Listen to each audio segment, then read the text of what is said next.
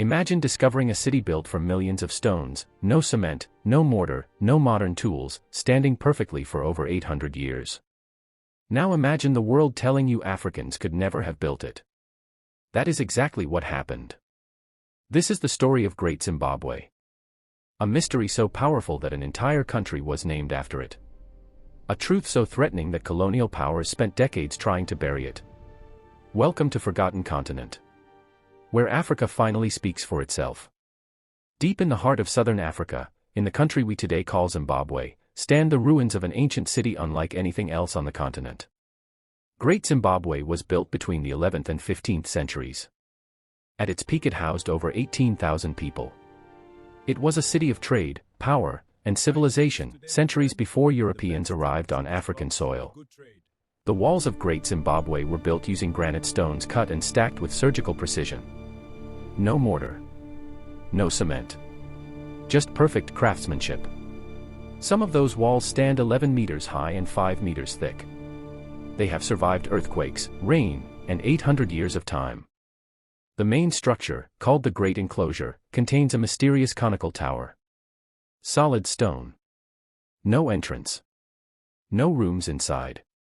Nobody knows what it was built for. Nobody. That tower still stands today. Silent. Unexplained. When European explorers arrived and saw Great Zimbabwe in the late 1800s, they faced a problem. Everything they believed about Africa said Africans were primitive, uncivilized, incapable of building anything this sophisticated. So they did something extraordinary. They lied. The first European to document Great Zimbabwe was a German explorer named Karl Mach in 1871. He stood before those ancient walls and concluded, with no evidence, that Africans could not have built this. He claimed it must have been the Phoenicians. Or perhaps the Queen of Sheba herself. Then the colonial government of Rhodesia, present-day Zimbabwe, went further. They hired a man named Richard Hall to manage the site. Hall spent years destroying archaeological evidence. Literally digging up and discarding layers of history that proved African origin, calling it, quote, the filth and decadence of the Kaffir occupation. Entire centuries of evidence. Destroyed. On purpose. Any archaeologist or researcher who dared say Africans built Great Zimbabwe was professionally attacked, discredited, and silenced.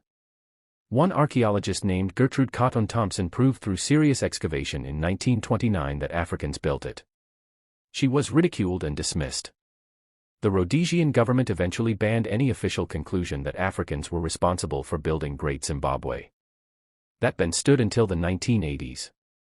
Today the world accepts the truth.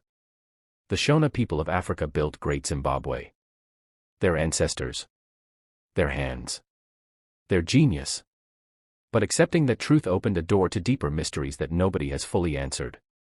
Mystery 1: why was the city abandoned? Around 1420 the population of Great Zimbabwe began leaving. Within decades the great city was empty. Was it drought?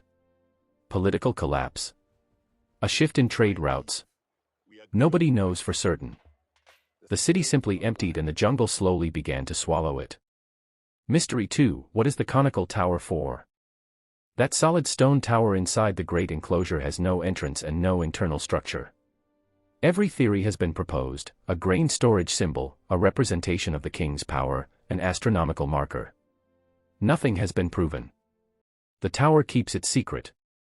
Great Zimbabwe was the center of a gold trading empire that connected Africa to Arabia, India, and China. Archaeologists found evidence of massive gold trade. But the actual gold, the wealth of this empire, has never been fully accounted for. Some believe there are part of the site still unexcavated. Parts that may hold answers, or more questions. Great Zimbabwe stands today as a UNESCO World Heritage Site. Tourists visit it, governments protect it. Zimbabwe put its image on the national flag. But the real story of Great Zimbabwe is not just about ancient stones. It is about what happens when the world refuses to believe in African greatness. It is about the deliberate destruction of evidence to maintain a false narrative. It is about a civilization so advanced it embarrassed an entire colonial system into lying. And here is the uncomfortable truth. If they lied this aggressively about Zimbabwe, what else did they bury? That is the question Forgotten Continent exists to answer. Subscribe, share this video, and come back, because next time we go deeper.